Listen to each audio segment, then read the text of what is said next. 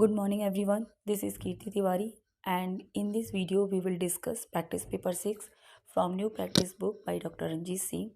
As I told you in my last videos that in this book we will read 60% MCQs that you have never read and only 4 writers in this book have covered for TZT. So guys, if you are preparing for TZT and PZT and visiting first time on my channel, so please subscribe it so that you may get all the videos of the series.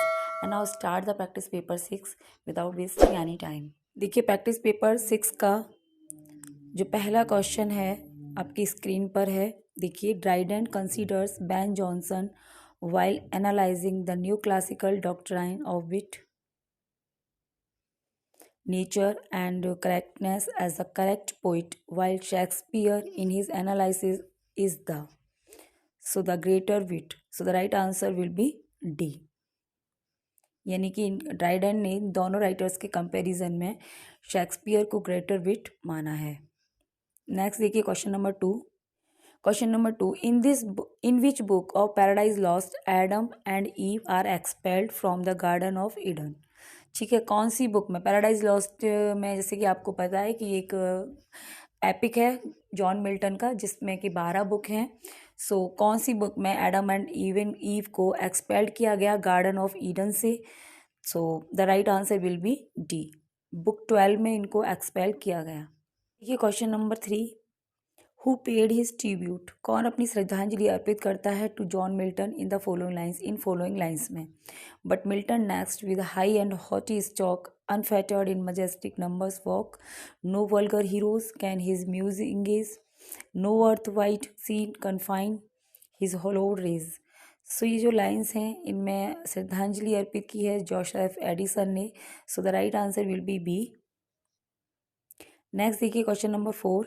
Amina, the sister of Ismanja, follows her lover, the New Zealander naturalist Herrick, who accompanies Stood in search of a peculiar variety of chimpanzee. Ismanda does not help Stood, and in his quarrel with Ismanda, all die at the hand of his man and Bachetla the cannibals. The above event take place in the play. जो event है ये कौन से नाटक में घटित होती है? So the forest. So the right answer will be D. ये जो प्ले है द फॉरेस्ट ये गाल्सवर्दी का एक प्ले है.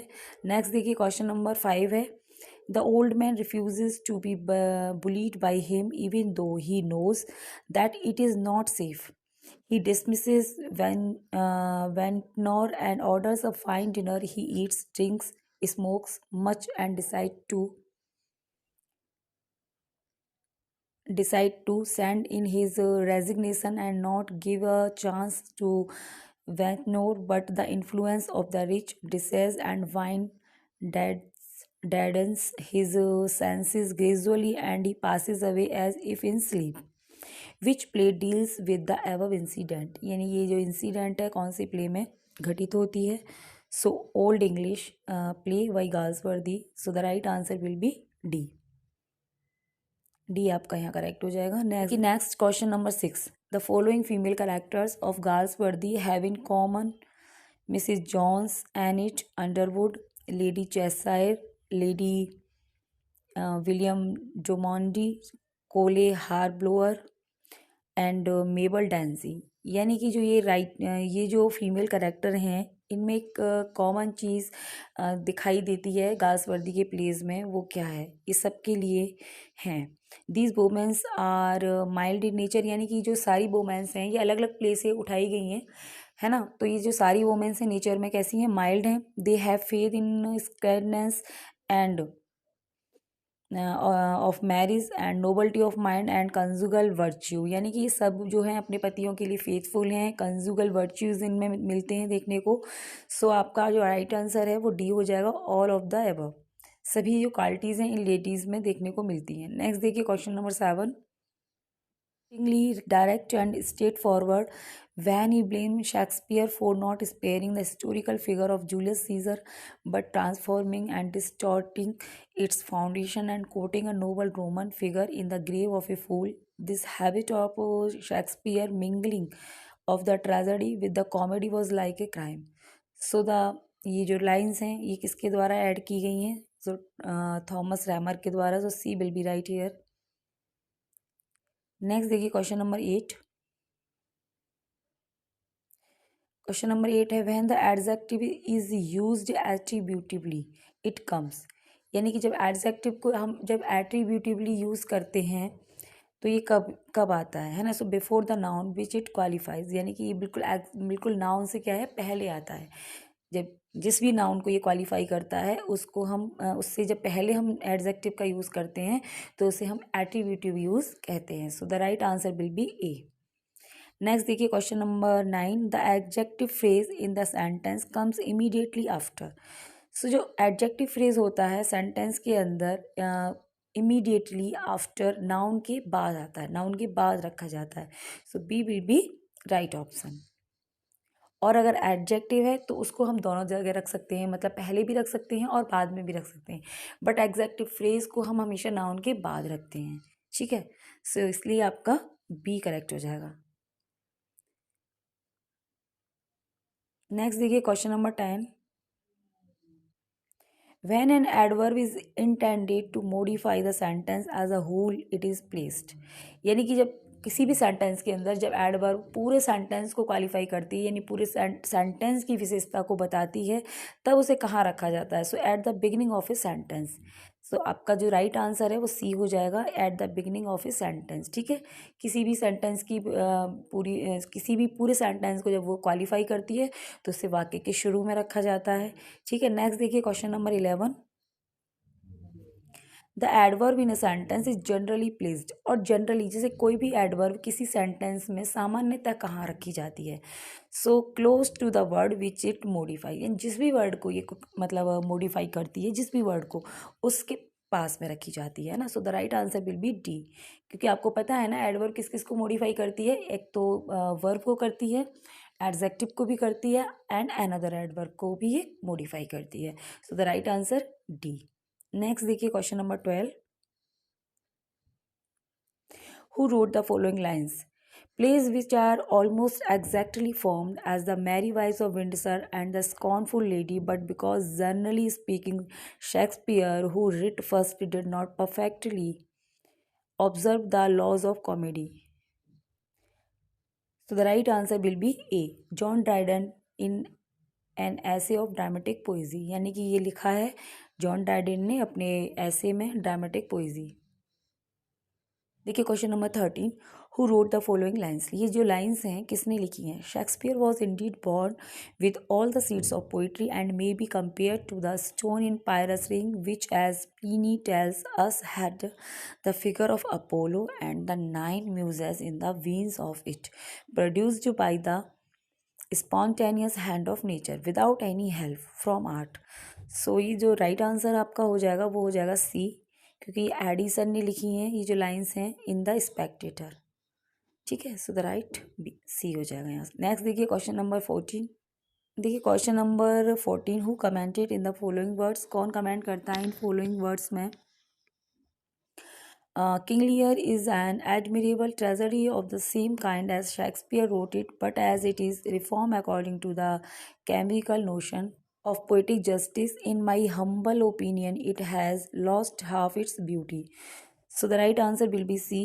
Edison in the Spectator. ये भी एडिसन ने यहाँ कमेंट किया है। नेक्स्ट देखिए question number 15। I have a smack of Hamlet myself if I may say so, who said this. किसने कहा है ये। So the right answer will be A, Coleridge. Next देखिए question number 16। Who wrote such a mind had Goethe who made of Hamlet a Werther and such had Coleridge who made of Hamlet a Coleridge, and probably neither of these man in writing about Hamlet remembered that his first business was to study a work of art। So ये किसका कथन है। सो T S. Eliot. A will be right here. Next देखिए question number 17। An allegory is a series of metaphors. एक जो allegory होती है वो किसकी सीरीज होती है। मेटाफर्स की और symbols continue throughout an entire story so as to represent और describe one series of fact by another series that is analogue to it in it main features. Next field following this which of the book mentioned below is an allegory. ठीक है, Nesfield के words हैं ये, Nesfield ने ये lines लिखी हैं allegory के बारे में। सो कौन सी बुक जो है, मतलब कौन सा जो वर्क है वो एक एलेगरी है, आपको बताना है। सो द नीचे आपके राइट जो ऑप्शन दिए गए हैं 4, इनमें से आपको एक बताना है। So the right option will be A, Pilgrim process. ये एक प्रोग्रेस, ये एक एलेगरी है जो कि जॉन बनियान के द्वारा लिखी गई थी 1778 में। नेक्स्ट देखिए question number 18, find out the figure of speech in the following statement. आपको फाइंड आउट करना है फिगर ऑफ स्पीच इस स्टेटमेंट में। I see you coming out of a light blue car tomorrow. So इन्वेंटो इसमें हो जाएगा figure of speech. So D will be right here. Question number 19, why are the grave diggers argue. ठीक है, grave diggers क्यों argue कर रहे हैं अबाउट ऑफेलिया, एफेलिया के बारे में इन हैमलेट, है ना। हैमलेट में वो आर्ग्यू करते हुए दिखाई देते हैं, किसके बारे में। तो देखिए, because they hear that she has killed herself. So the right answer will be B, क्योंकि उन्होंने सुना था ऑफेलिया के बारे में, वो आर्ग्यू कर रहे हैं कि उन्होंने ये सुना था कि उसने अपने आप सुसाइड कर ली थी, तो वो आपस में बातें करते कि इसने सुसाइड क्यों की थी। नेक्स्ट देखिए question number 20, what does the grave digger say to Hamlet when he ask whose grave he is digging. ठीक है, जो ग्रेव डिगर हैं वो हैमलेट से क्या कहते हैं, जब वो उससे उनसे पूछता है, हैमलेट उनसे पूछता है कि आप ये किसकी जो ग्रेव है वो खोद रहे हो, तो वो उसको क्या जवाब देते हैं। तो वो कहते हैं कि he says that it is his own grave, वो कहते हैं कि अपनी। सो डी आपका यहाँ पर करेक्ट हो जाएगा। ये जो ग्रेव डिगर सीन है ये कॉमिक सीन है in Hamlet tragedy by William Shakespeare, और बहुत फेमस सीन है इस प्ले का। ठीक है, सो आपका राइट आंसर डी हो जाएगा। नेक्स्ट देखिए question number 21, what does Hamlet notice about the funeral प्रोसेसन। जो फ्यूनरल प्रोसेसन था जो ऑफेलिया का, उसमें हैमलेट क्या नोटिस करता है, that the प्रोसेसन seems irregular and suggest A suicide. कि वो जो प्रोसेसन था वो एक इरेगुलर था और एक सुसाइड बताया जा रहा था। ठीक है, ऑफेलिया ने सुसाइड कर ली थी, ऐसा लोग वहाँ कह रहे थे। सो the right answer will be A. Next देखिए question number 22, what does Hamlet say to Laertes upon realizing that it is Ophelia's funeral। ठीक है, हैमलेट क्या कहता है लर्टिस से ऑफेलिया के फ्यूनरल पर। वो कहता है कि वो ऑफेलिया से इतना प्यार करता था कि कोई इस चीज़ को नहीं समझ सकता। So the right option will be B, that he loved Ophelia in a ways that no one could understand. Next देखिए question number 23, what finally appease Laertes at Ophelia funeral. यानी कि ऑफेलिया के फ्यूनरल पर लर्टिस को किस चीज़ से मतलब खुशी मिलती है या संतुष्टि मिलती है, जब वो हैमलेट को देखता है कि अब वो, हाँ ठीक है, मैं अब वो अपना बदला ले पाएगा हैमलेट से, तो इस चीज़ से उसे संतुष्टि मिलती है। क्योंकि कहीं ना कहीं उसके माइंड में ये चीज़ चल रही थी कि पोलोनियस की जो डेथ हुई थी वो भी हैमलेट की वजह से हुई थी, और आज जो उसकी सिस्टर की जो डेथ हुई है वो भी कहीं ना कहीं हैमलेट उसके पीछे है। तो उसे ये संतुष्टि हो रही है कि ठीक है चलो, मेरा ये जो हुआ वो हुआ, अब मैं हैमलेट से बदला जरूर लूंगा क्योंकि वो आ गया है। So the right answer will be C, Claudius remind Laertes that they have a plan to kill Hamlet. क्योंकि वो उसको याद दिलाता है क्लॉडियस कि हमारे पास एक अच्छा प्लान है इसे मारने का। ठीक है, नेक्स्ट देखिए question number 24, what does Hamlet tell Horatio about death. Hamlet Horatio को क्या बताता है डेथ के बारे में। सो कहता है that it is inevitable. So the right answer will be A. Next देखिए question number 25, how does Gertrude die. Gertrude कैसे मरती है। सो जब वो एक्चुअली क्या होता है कि जब उन लोगों का ड्यूल चलता है हैमलेट और लर्टिस का, तो वहाँ क्लॉडियस ने प्लानिंग कर रखी थी कि अगर वो ड्यूल में नहीं मरा हैमलेट, तो एक जो है पॉइजन, मतलब एक वाइन के ग्लास में पॉइजन डाल के वो रख देता है कि बाई दी वे अगर इससे भी ना मरा तो जब वो ड्यूल करके वापस लौटेगा तो हम इसे एज ए रिफ्रेशमेंट के लिए दे देंगे और वो मर जाएगा इसे पी के। बट होता क्या है कि हैमलेट तो उसे नहीं पीता, बट जर्टूड उसी टाइम आ जाती है और उसको एकदम से आके पी लेती है और सडनली वो मर जाती है। तो आपका जो राइट आंसर है वो बी हो जाएगा, सी एक्सीडेंटली। यानी कि अनजाने में ड्रिंक्स वाइन, वाइन पी लेती है वो, दैट क्लॉडियस पॉइजन, जिसमें क्लॉडियस ने जहर मिला रखा था। नेक्स्ट देखिए question number 26, who said in his preface to Juvenal that he could meet with no turn of words in Milton। कौन अपने प्रीफेस में कहता है ये वर्ड्स। ठीक है, सो डॉक्टर जॉन ड्राइडन कहते हैं। So the right answer will be D. देखिए next question number 27। In his assessment of which poem, Dr. Johnson observed that the poem was in many part elegant and everywhere instructive। ठीक है, अपने एक assessment में doctor Johnson ने किस poem को elegant बताया है और उसे इंस्ट्रक्टिव बताया है ना, तो पैराडाइज रीगेंट को। सो the right answer will be A. Next देखिए question number 28। Wordsworth in his youth made an attempt at dramatic composition. The only play to his credit is The Borders, a 5-act tragedy written during 1795 से 96 and published in. ठीक है, तो इन्होंने बर्ड्सवर्थ ने अपनी life में एक ही ये ड्रामा लिखा था द बॉर्डर, जो कि एक 5-act ट्रेजेडी है और जिसे उन्होंने लिखा था 1795 और 96 के बीच में, जो कि पब्लिश हुआ था 1842 में। So the right answer will be C. Next देखिए question number 29। The composition of the borders was inspired by a desire to illustrate through dramatic action what Wordsworth had experienced in the revolutionary France. So the right answer will be B.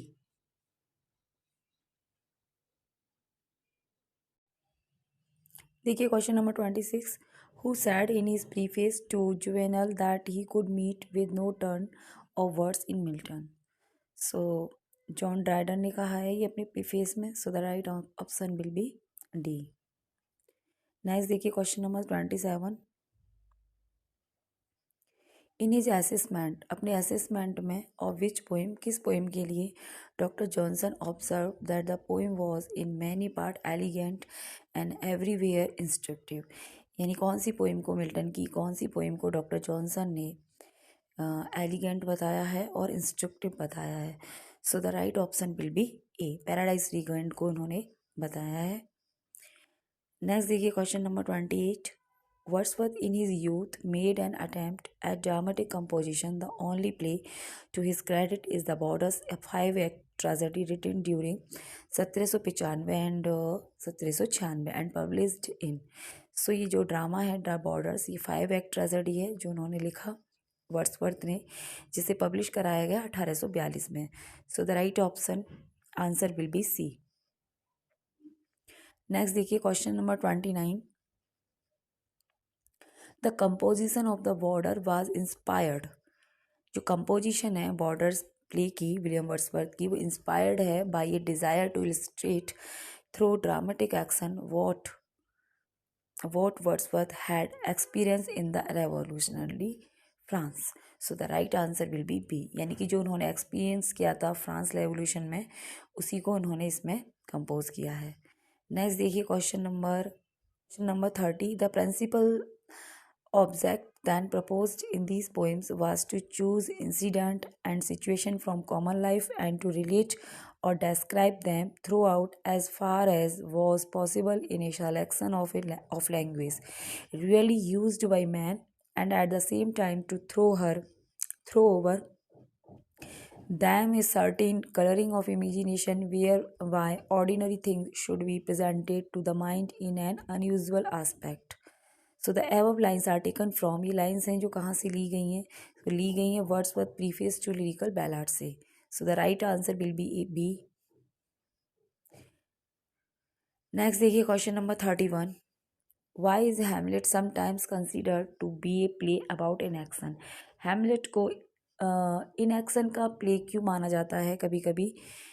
क्योंकि Hamlet needs to know Claudius is guilty before acting. यानी कि जो Hamlet है उसे ये जानना होता है कि क्लॉडियस ने वाकई मर्डर किया है कि नहीं किया।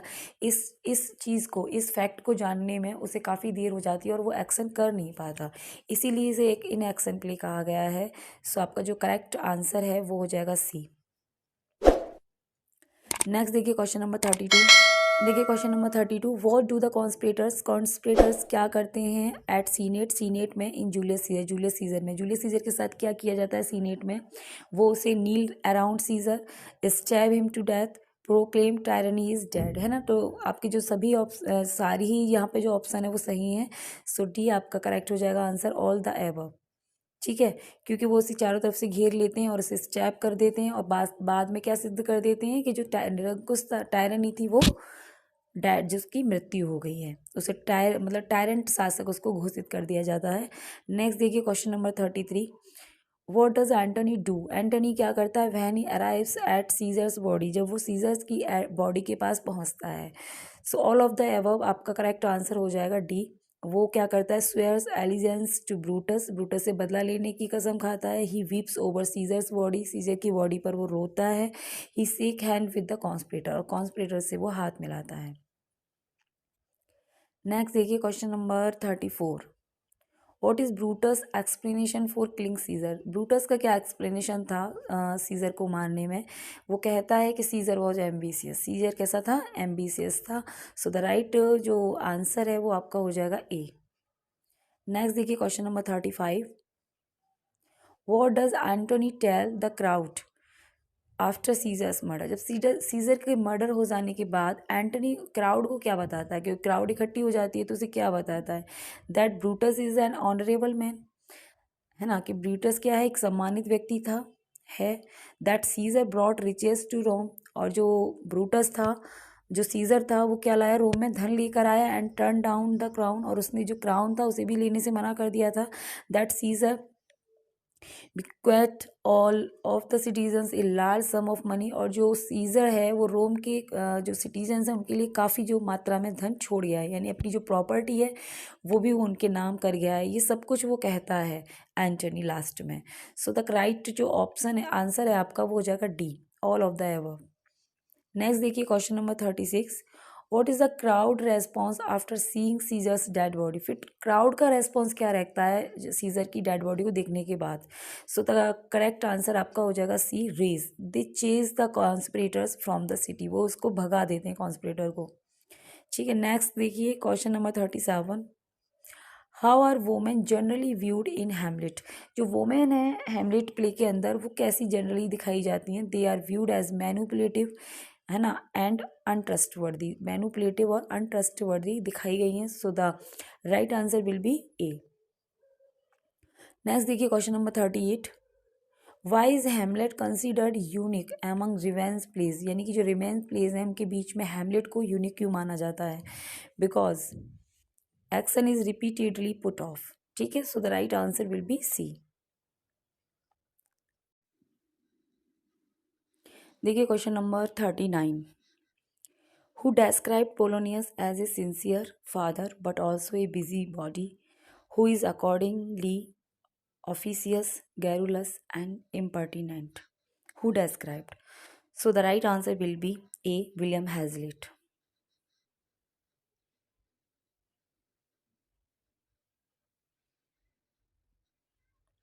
Next देखिए question number 40। In act second who refers to Polonius as a tedious old fool and taunt him as a latter day Jephthah, कौन कमेंट करता है उसको, टेडियस ओल्ड फूल कहता है और उसको जयपाठा बोलता है। So the Hamlet.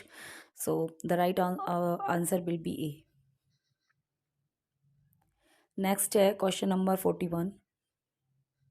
Which character in the play Hamlet has been referred as foolish prating knave, foolish knave किसको कहा गया है, सो पोलोनियस, यहाँ भी ये पोलोनियस आपका आंसर हो जाएगा।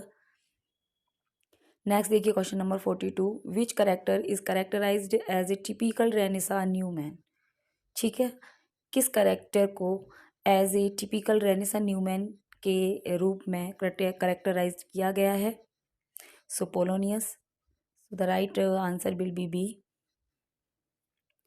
नेक्स्ट देखिए question number 43। Who speaks the following popular lines in Hamlet, ये जो पॉपुलर लाइन्स हैं ये सारी इन्हें हेमलेट में कौन बोलता है, जैसे कि देखिए, neither a borrower nor a lender be, to thine own self be true, brevity is the soul of wit, though this madness yet there is method in not, cloth make the man and old friends are the best friend, O I am slain.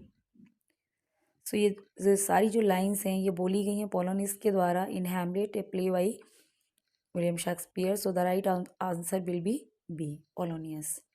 Next देखिए question number 44. देखिए 44, Vishal Bhardwaj directed movie Haider 2014 is a modern day adaptation of William Shakespeare's tragedy. ठीक है, यानी कि विशाल भारद्वाज जो है हमारी Hindi film industry में डायरेक्टर हैं, उन्होंने एक मूवी बनाई 2014 में हैदर के नाम से जो आई थी. वो विलियम शेक्सपियर की कौन सी ट्रेजेडी के ऊपर है? सो ये बेस्ड है on Hamlet. So the right answer will be A, Hamlet.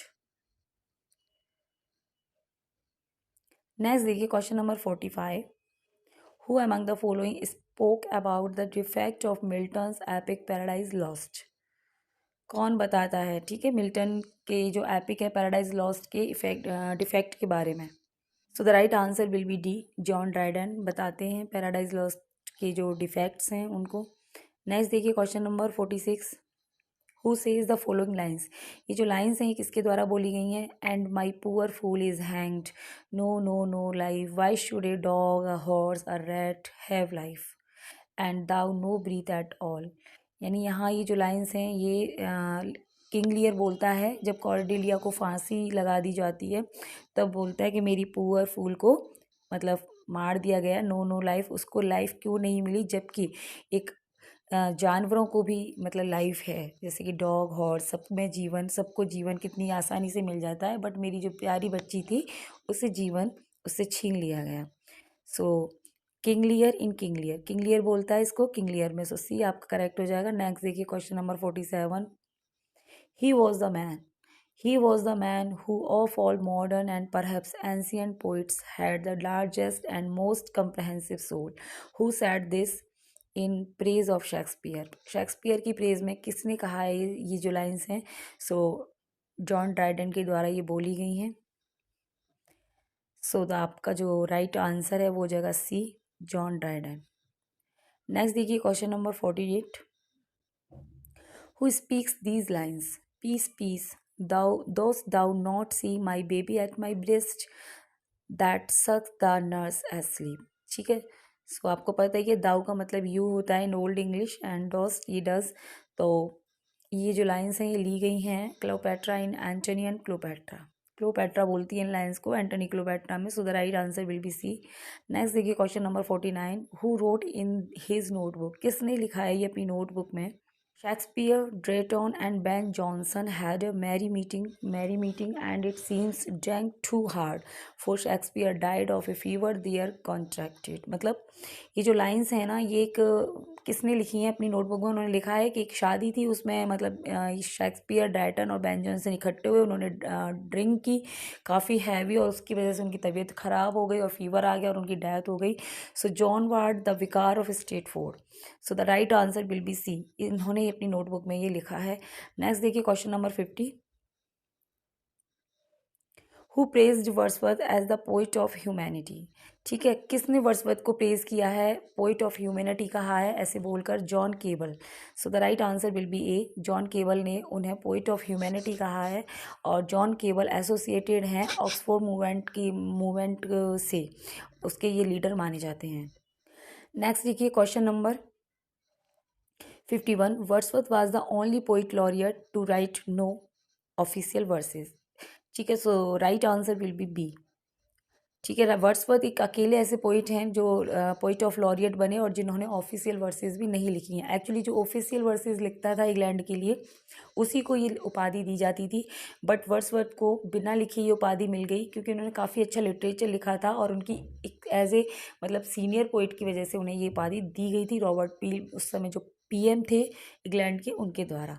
ठीक है, so the right answer will be B, official verses. Next देखिए question number 52. Who called Wordsworth as egotistical sublime? Wordsworth को egotistical Sublime किसने कहा है? सो बहुत famous quote है ये, उन्हें जॉन कीट्स ने ईगोटिस्टिकल सबलाइम कहा था.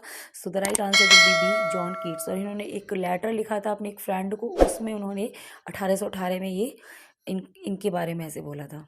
नेक्स्ट देखिए question number 53. Oswald Marmaduke, lord Herbert, Lacy Wallace, Idonea and lord Clifford are the character in Wordsworth. ये कुछ करेक्टर्स हैं जो वर्ड्सवर्थ के प्ले, उन्होंने एक जो प्ले लिखा है 5 एक्ट ट्रेजेडी द बॉर्डर, उसमें ये करेक्टर देखने को मिलते हैं। सो आपका जो करेक्ट आंसर है वो ए हो जाएगा, द बॉर्डर। नेक्स्ट देखिए question number 54।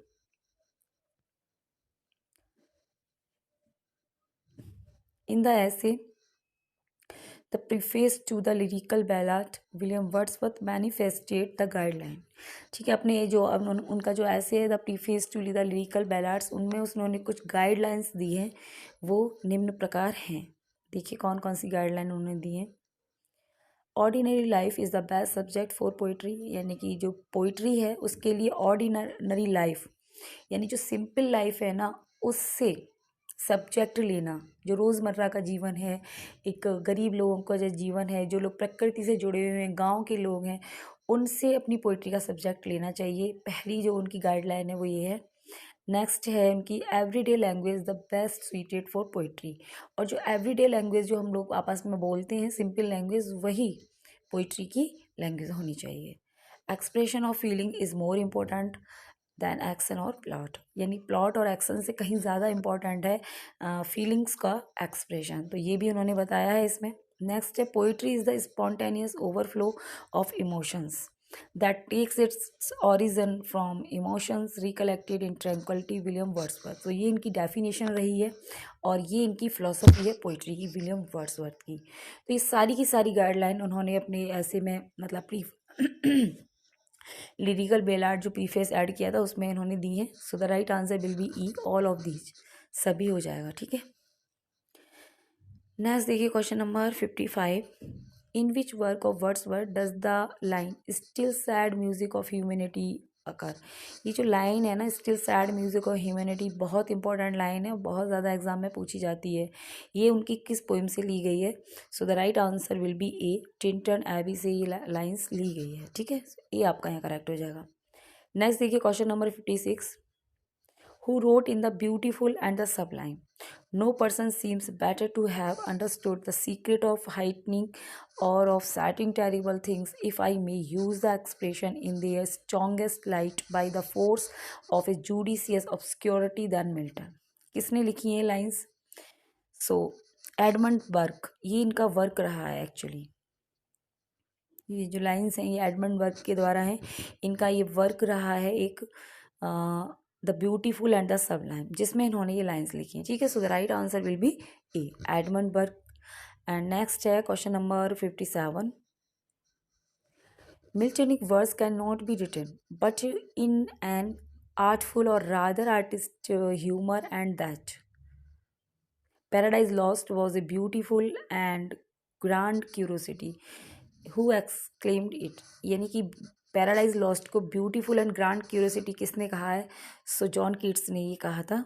So the right answer will be A, A आपका ये करेक्ट हो जाएगा। नेक्स्ट देखिए क्वेश्चन नंबर 58।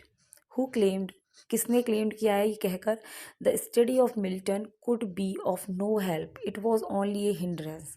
मतलब स्टडी मिल्टन की कोई हेल्प नहीं करती, केवल क्या है कि हिंड्रेंस बताया है इसको। ठीक है, सो ये स्टेटमेंट रहा है टी.एस. एलियट का। टी.एस. एलियट ने मिल्टन को हिंड्रेंस बता दिया। D is right here. Next देखिए question number 59। Who wrote in the anxiety of influence that Milton is the central problem in any theory and history of poetic influence in English? Harold Bloom ने ये लिखा है अपनी anxiety of influence में। ठीक है, so the right answer will be A, Harold Bloom. Next देखिए question number 60। The quotation a good book is the precious lifeblood of a master spirit emblemed and treasured up on purpose to a life beyond life is taken from Milton. यानी कि जो एक quotation है ये Milton ने ही लिखा है, उन्होंने अपनी एक बुक में, मतलब अपने कौन से वर्क में ये लिखा है? सो एरियोपेजिटिका में लिखा है। So very great prose work इनका। एंड नेक्स्ट देखिए क्वेश्चन नंबर 61। हु स्पोक, कौन कहता है Milton as our greatest public poet?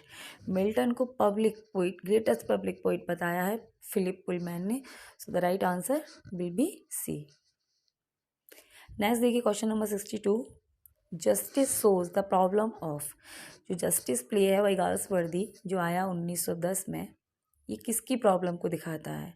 So English legal system, ये ना लीगल सिस्टम की प्रॉब्लम को दिखाता है प्ले में। सो बी आपका यहाँ करेक्ट हो जाएगा। नेक्स्ट देखिए question number 63, Galsworthy play strife, ये भी प्ले है गाल्सवर्दी का जो आया 1907 में। Strife deals with the subject of, ये किस सब्जेक्ट से डील करता है? सो द लेबर डिस्प्यूट, ठीक है, मजदूरों का जो विवाद होता है, मजदूरों का उनकी प्रॉब्लम को लेकर ये डील करता है। So the right answer will be A. Next देखिए क्वेश्चन नंबर 64, गाल्स पर the famous play the silver box deals with, ये किससे डील्स करता है? The silver box. So the inequality of justice, जो अन्याय हुआ, न्याय की जो ना अन्याय असमानता है, जो न्याय की असमानता है उसके बारे में डील करता है। जैसे गरीब के साथ कुछ और न्याय होता है, अलग न्याय है अलग प्रकार का, और अमीर लोगों के साथ अलग प्रकार का कानून व्यवस्था है, उसको ये बताता है, यानी असमानता को जो न्याय व्यवस्था में है। ठीक है, सो बी आपका यहाँ करेक्ट हो जाएगा। Question number 65, an indirect word or expression that you use instead of a more direct one when you are talking about something that is unpleasant or embarrassing। कोई unpleasant और embarrassing चीज़ है, उसे directly आप ना बोल के इनडायरेक्टली आप उसको कुछ बोलते हैं, उसके लिए आप कौन से वर्ड को यूज़ करते हैं, कौन सा लिटरेरी टर्म यूज़ करा जाता है? So the use of such expression, ऐसे एक्सप्रेशन के लिए हम यूज़ करते हैं यूफेमिज्म। ठीक है, सो आपका डी यहाँ पर सही हो जाएगा, यूफेमिज्म। जैसे कोई भी वल्गर बात है, कोई गलत बात, जैसे बोलने में अच्छा सा नहीं लगता है ना, कि एकदम डायरेक्टली हम जैसे बच्चों के सामने नहीं बोल सकते हैं या बड़ों के सामने हम ऐसी चीज़ों को नहीं बोल सकते हैं, उसको हम कुछ ऐसे टर्म को यूज़ करके बोलें जो सुनने वाले को मतलब अनप्लीजेंट ना लगे, या फिर कुछ ऐसी चीज़ें होती हैं जैसे कोई मर जाता है तो डायरेक्टली हम उसको नहीं बोलते कि वो मर गया है, हम बोलते हैं पास्ट अवे, और कि वो गुजर गए या भगवान के पास चले गए हैं, है ना, ऐसे हम बोलते हैं ना, तो उस टाइप से। नेक्स्ट देखिए question number 66, an agreeable pleasing and harmonious sound is called, यानी एग्रीबल और एक प्लीजिंग साउंड को क्या बोलते हैं? यूफोनी। यूफोनी का मतलब होता है गुड साउंड, यू मीन्स होता है अच्छा, और फोनी माने होती है साउंड। सो आपका जो करेक्ट आंसर है वो हो जाएगा डी, गुड साउंड। और ये बहुत इंपॉर्टेंट है क्वेश्चन। नेक्स्ट देखिए 67, a critical explanation or interpretation of a text specially of scripture. ठीक है, क्रिटिकल एक्सप्लेनेशन और किसी की एक्सप्लेनेशन, व्याख्या किसी टेक्स्ट की, और विशेष रूप से कोई जो ग्रंथ होते हैं हमारे, स्क्रिप्टर होते हैं यानी धार्मिक ग्रंथ होते हैं, उनकी व्याख्या को क्या बोलते हैं? एक्जीजेसिस बोलते हैं। सो आपका ए सही हो जाएगा यहाँ पे।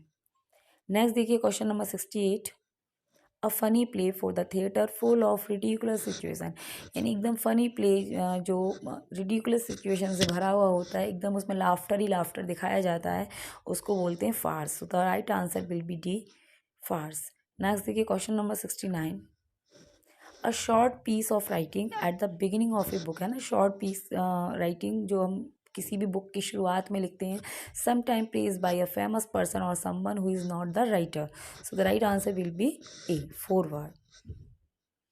नेक्स्ट देखिए question number 70, a literary device that can be defined as poetry that is free from limitations of regular meter or rhythm and does not rhyme with fixed forms.